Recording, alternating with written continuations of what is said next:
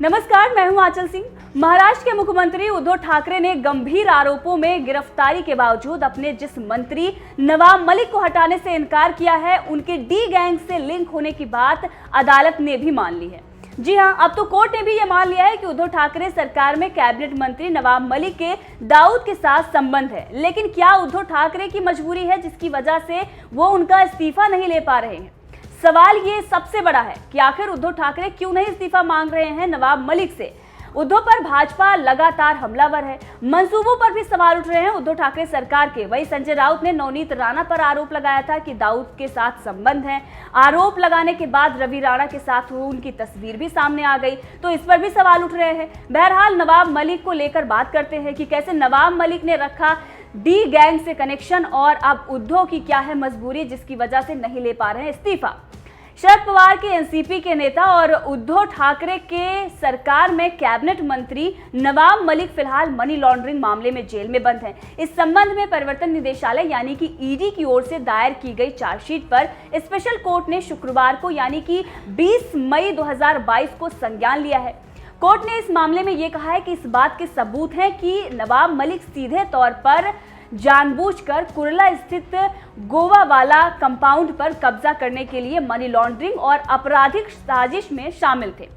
इस मामले में 1993 बम धमाकों का दोषी सरदार शाहवाली खान भी आरोपित है। विशेष न्यायाधीश राहुल एन रोकाडे ने भी इस मामले में कहा है कि नवाब मलिक ने डी कंपनी के सदस्य मसलन हसीना पारकर, सलीम पटेल और सरदार खान के साथ मुनीरा प्लम्बर से संबंधित प्रॉपर्टी हड़पने के लिए आपराधिक साजिश रची थी। आपको बता दें कि एनआईए ने दाऊद इब्राहिम कासकर और अन्य के खिलाफ अधिनियम 1967 आईपीसी की धारा 120 बी और गैर कानूनी गतिविधियों रोकथाम की धारा 17, 18, 20, 21, 38 और 40 के तहत 3 फरवरी 2022 को एफआईआर दर्ज की थी। अब आपको यहां पर यह भी बता दें कि दाऊद इब्राहिम कासकर, जिसे संयुक्त राष्ट्र द्वारा वैश्विक आतंकवादी के रूप में घोषित किया गया हुआ है, एक अंतर्राष्ट्रीय आतंकवादी नेटवर्क चलाता है जिसका नाम डी कंपनी है, जो टेरर फंडिंग में शामिल है।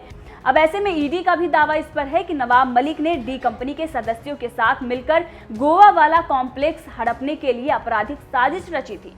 ईडी ने अपनी जांच के दौरान पिछले साल दिसंबर में मुंबई में 1993 के सिलसिलेवार बम धमाकों के लिए उम्र कैद की सजा काट रहे सरदार खान का बयान दर्ज किया था। ईडी के मुताबिक सरदार खान ने अपने बयान में कहा था कि सलीम पटेल हसीना पारकर का करीबी सहयोगी था और कुर्ला स्थित प्रॉपर्टी के संबंध में उसी के निर्देश पर हर फैसला लिया गया था। ईडी ने अपने चार्जशीट में सरदार खान के उस बयान का भी हवाला दिया है जिसमें उसने ये दावा किया था कि कुर्ला वाली संपत्ति के संबंध में उसके सलीम पटेल, हसीना पारकर जो कि दाऊद की बहन है, और नवाब मलिक के बीच कई दौरे की बैठकें भी हो चुकी हैं। जी हाँ, दाऊद की बहन के साथ नवाब मलिक ने बैठकें की थी। ईडी की चार्जशीट में दर्ज सरदार खान के बयान के मुताबिक नवाब मलिक और हसीना पारकर एक समझौते पर पहुंचे थे और एनसीपी नेता ने हसीना को 55 लाख, सलीम पटेल को 15 लाख एवं सरदार खान को 5 लाख रुपए का भुगतान करने पर सहमति व्यक्त की थी। अब यहाँ पर आपको ये बता दें कि सलीम पटेल और हसीना पारकर दोनों की मृत्यु हो चुकी है।